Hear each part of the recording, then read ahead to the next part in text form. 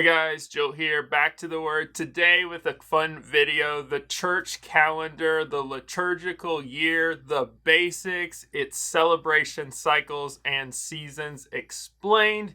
Wanted to do a video on this for all of you guys, just something I've been learning recently, didn't know, and wanted to share with all of you. All the sections for this video are time-stamped below, so you can hop ahead if you want to do so. But I really just want to cover the church calendar year, the basics. I want to do this because recently I got Jonathan Gibson's devotional, O Sacred Head Now Wounded, devotionals for Pascha to Pentecost.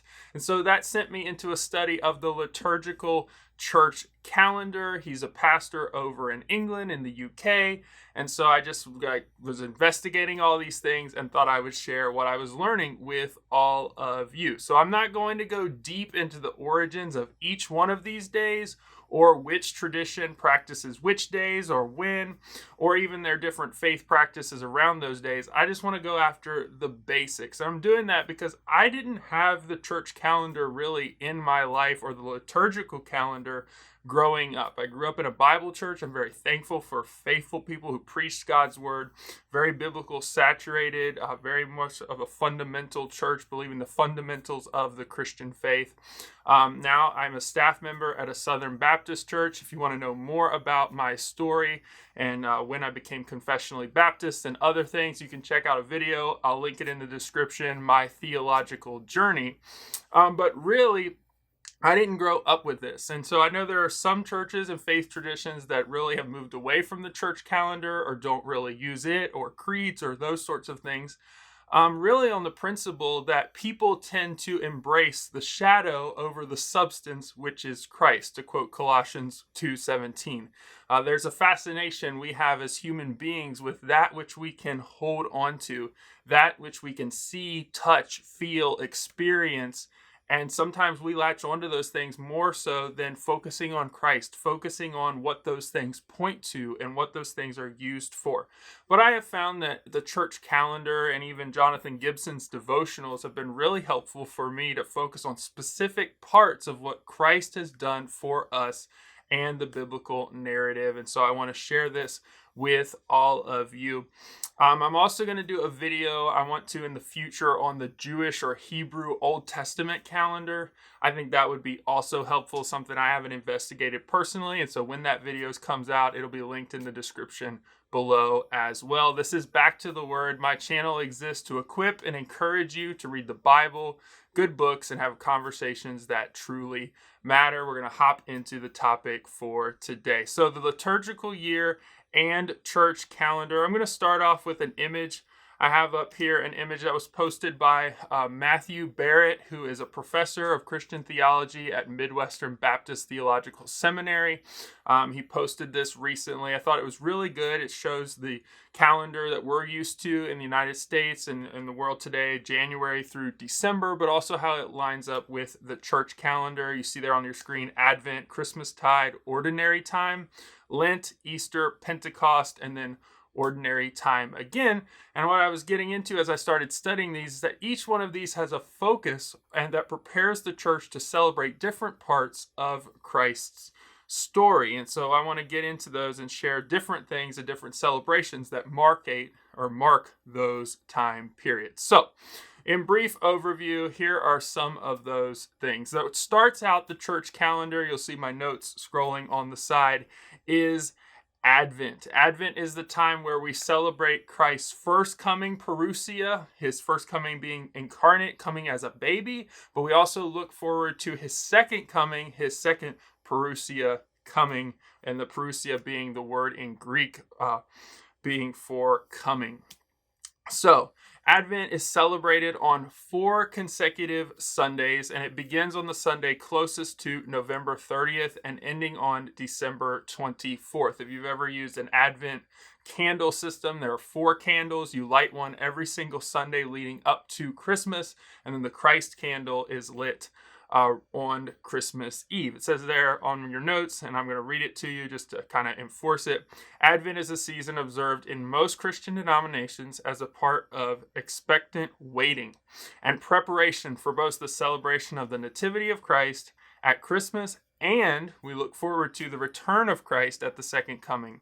Advent is the beginning of the liturgical year in Western Christianity. So this is really what begins the church calendar right towards the end of November, very beginning of December. The word Advent is derived from the Latin word adventus, which means coming, and then which is also a translation of the Greek word parousia, meaning coming. And so we're looking for Christ's second coming, parousia, as we celebrate his first coming as a baby being incarnate in the flesh. So Christmas is celebrated on December 25th. That's the next marker in the liturgical calendar year.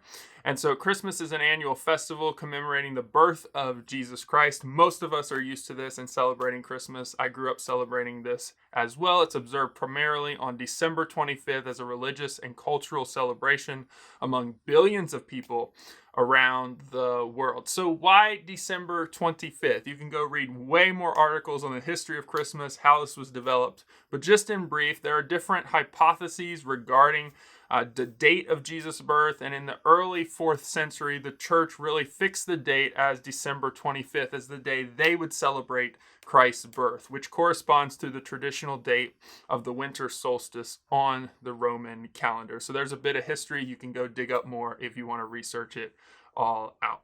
The next date is Epiphany, or Three Kings Day. Jonathan Gibson, his devotional, did from Advent to Epiphany, and I'd heard the word Epiphany, but personally didn't know what it was. So here it is, or Three Kings Day.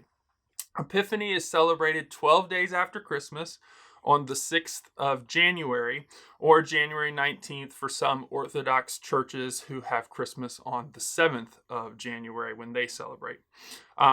Epiphany is also known as Three Kings Day. It's a Christian feast day which falls on the 6th of January, and it's a special date for many Christians for when people celebrate how the star led the Magi, also known as the three kings or wise men, to visit baby Jesus after he had been born. It's also known as Theophany in the Eastern Christian tradition and commemorates the visit of the Magi, the baptism of Jesus, and the wedding at Canaan. So question I had, why those three events? It's because at the visit of the Magi, Jesus' baptism, and the wedding of Cana, Jesus was recognized as the human incarnation of God, that the Son of God put on flesh and moved into our neighborhood, so to speak. And so we celebrate Epiphany, these three events of him being revealed as the Son of God, both announced by the angels at his birth, announced by God's voice, the baptism of John, and then also his first miracle, the wedding at Cana. So why 12 days? Really just the 12 days of Christmas is the period in Christian theology that marks the span between the birth of Christ and the coming of the Magi, the three wise men. So that's why 12 days. After you gone through Advent, Christmas, Epiphany, celebration of the wise men, Jesus being incarnate, then in that feast, you enter a period of ordinary time in the church. So ordinary time is a span of 4 to 8 weeks after Christmas time, and then the other big block of time after Pentecost, which we'll get to here in a minute, that lasts about 6 months. So ordinary time is divided into two sections, just covered that, and then it's a time for the faithful to consider the fullness of Jesus' teaching. So the specific days and feasts and celebrations are specific things Christ did for us in certain moments we're focusing on and celebrating. Ordinary time is when we back up and just celebrate the broad nature of Jesus's teaching. It says here, ordinary time celebrates Jesus's teaching and ministry. It gives us as Christians times to reflect on how we live as Christians. So that's how we're supposed to use our ordinary time within the church. All right, then we get to out of ordinary time, we get to Lent. This kicks off the Pascha or Easter season. We'll get to that here in a minute, but Lent starts 40 days before Easter, or Pascha as it's referred to in England or the United Kingdom. And so it kicks off with Ash Wednesday and ends on Holy Saturday. So in the Christian church, Lent is a period of penitential preparation for Easter. So in Western churches, it begins on Ash Wednesday, 6.5 weeks before Easter, and provides a 40-day period for fasting and abstinence. Sundays are excluded in the imitation of Jesus Christ fasting in the wilderness before he began his public ministry. So different traditions do different things. Ash Wednesday or many traditions it has the mark of the cross. It's a time of fasting.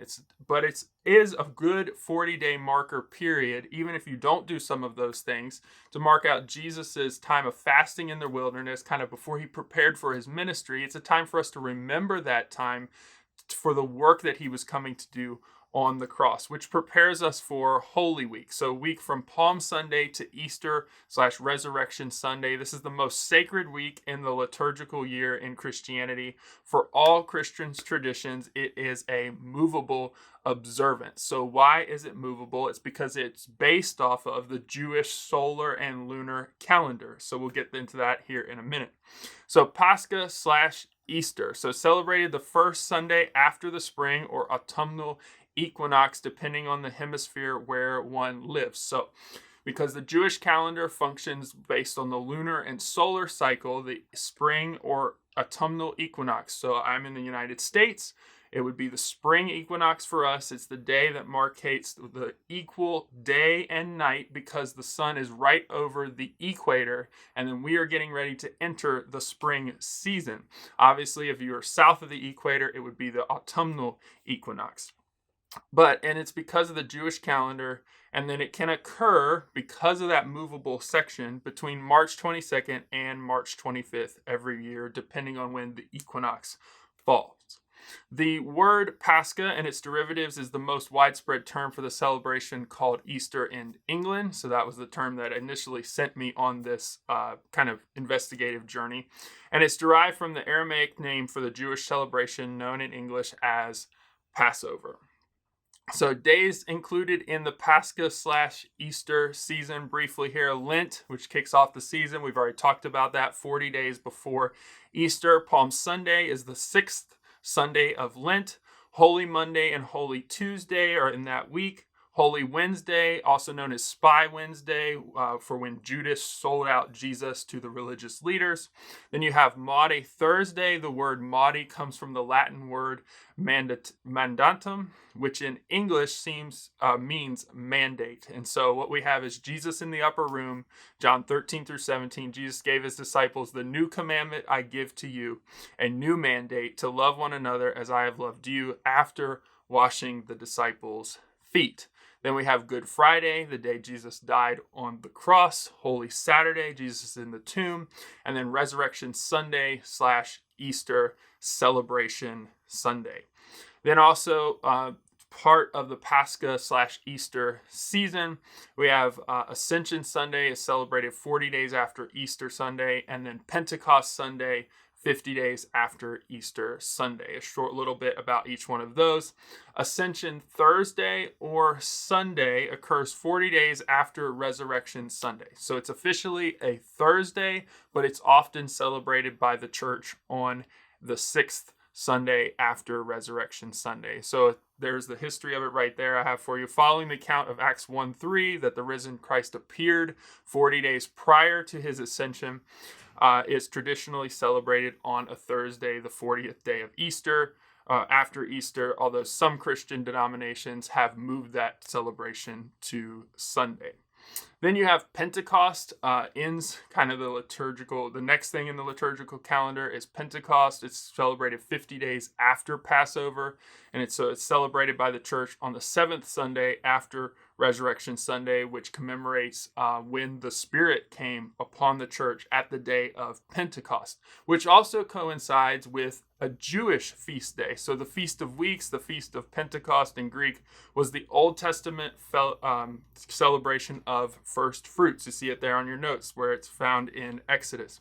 In Jesus' time, it was known as Pentecost, which means 50th in Greek, as it was observed 50 days after Passover. So you have Easter celebration, Resurrection Sunday, based off of the solar lunar calendar after the equinox.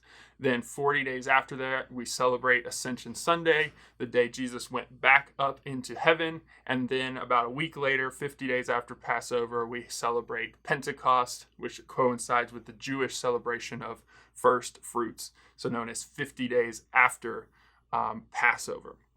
Then we enter in the Church Calendar, ordinary time once again, this span to focus on the general teachings of Jesus and then our Christian lives as well.